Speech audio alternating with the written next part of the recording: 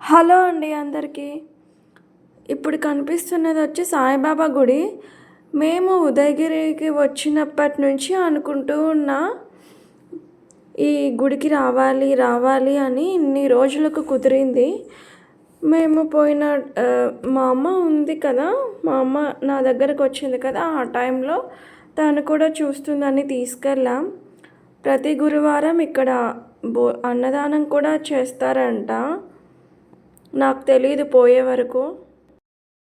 ఇది ఊరి బయట ఉంటుంది. అసలు ఎలాంటి సౌండ్లు ఉండవు. అసలు ఎలాంటి డిస్టర్బెన్సెస్ ఉండవు. చాలా అంటే చాలా ప్రశాంతంగా ఉంటుంది ఇది.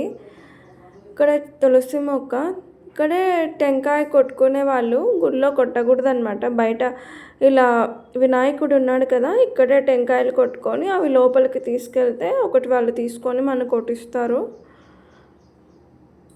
ఇంకా ఈ కనిపించే స్టెప్స్ ఉన్నాయి కదా, అదే అనమాట. ఆ పై ఫ్లోర్లో బాబా ఉంటారు. మేము వెళ్ళే టైంకి మధ్యాహ్న హారతి జరుగుతూ ఉంది.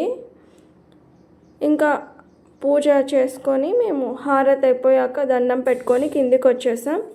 ఇక్కడ అందరూ కూర్చున్నారు కదా, అక్కడే అనమాట అందరూ తింటూ ఉన్నారు అన్నం. అక్కడే అన్నదానం జరుగుతుంది. ఎంత ప్రశాంతంగా ఉందంటే అంత ప్రశాంతంగా ఉంది అక్కడ.